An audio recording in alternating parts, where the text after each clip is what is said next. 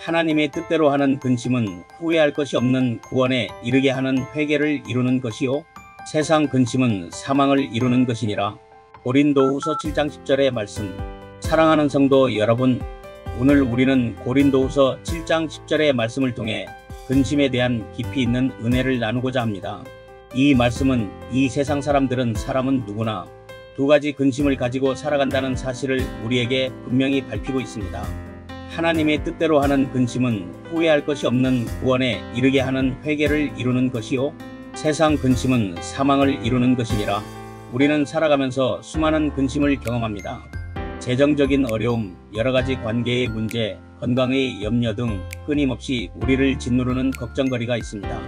그러나 오늘 본문은 우리가 겪는 모든 근심이 동일한 결과를 가져오는 것이 아니라고 말씀하고 있습니다. 어떤 근심은 우리를 살리지만 어떤 근심은 우리를 극단적으로 잘못된 선택의 길로 몰아가기도 합니다. 먼저 우리는 세상 근심은 사망을 이루는 것이니라는 말씀부터 살펴보겠습니다. 여기서 말하는 세상 근심은 하나님과 함께 하지 않고 오직 우리의 힘과 노력으로 문제를 해결하려는 모든 종류의 염려가 여기에 해당합니다. 이것은 마치 늪에 빠진 사람이 주변의 도움을 받으려 하지 않고 오로지 자신의 힘으로만 빠져나오려고 발버둥 치다가 결국 더 깊이 빠져드는 것과 같은 이치입니다.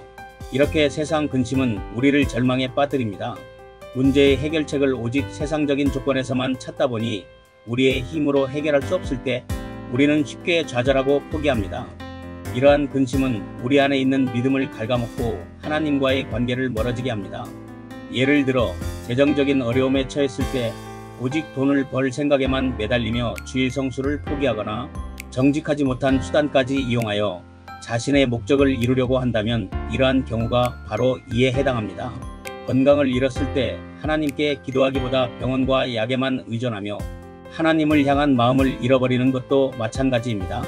이러한 세상 근심은 궁극적으로 우리를 영적인 사망에 이르게 합니다.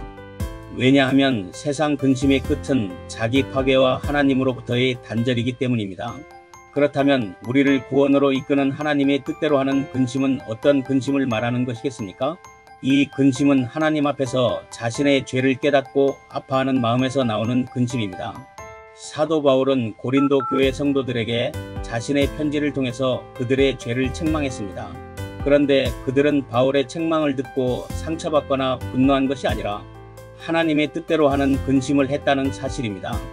그들은 자신들의 잘못을 깊이 뉘우쳤고 그 결과 그들은 죄악된 삶에서 돌이켜 하나님께로 나왔습니다. 이것이 바로 회개입니다. 진정한 회개는 단순히 잘못을 인정하는 것을 넘어섭니다.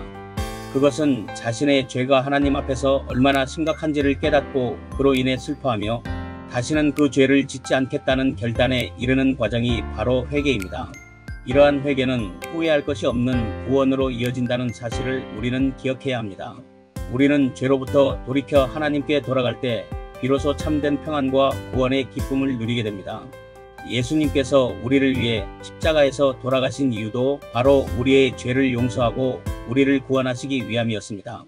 우리가 하나님의 뜻대로 하는 근심을 통해 자신의 죄를 깨닫고 예수 그리스도를 구원자로 마음 중심에 영접할 때 우리는 사망에서 생명으로 옮겨지는 놀라운 은혜를 경험하게 될 것입니다. 그렇다면 우리는 이 말씀을 우리의 삶에 어떻게 적용할지 그 방법을 알아보겠습니다. 첫째, 내 근심이 어디로부터 오는 것인지를 점검해야 합니다. 지금 내가 하고 있는 근심이 하나님을 향한 갈망에서 비롯된 것인지 아니면 오직 나 자신과 세상적인 것에만 초점을 맞춘 것인지 정직하고 냉정하게 살펴봐야 합니다. 만약 후자라면 그 근심을 멈추고 기도와 말씀 앞으로 나아가야 합니다.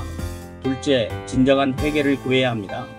우리가 살면서 짓는 크고 작은 죄악들을 가볍게 여기지 말고 하나님 앞에서 정직하게 고백하고 회개해야 합니다. 회개는 하나님께서 우리에게 주신 가장 큰 선물 중 하나입니다. 회개할 때 우리는 하나님과의 바른 관계를 다시 시작할 수 있는 기회를 얻게 됩니다. 셋째, 구원의 기쁨을 회복해야 합니다. 하나님의 뜻대로 하는 근심은 결국 우리를 구원에 이르게 합니다. 우리가 구원받은 하나님의 자녀라는 사실은 그 어떤 세상적인 근심도 이겨낼 힘과 담대함을 줍니다.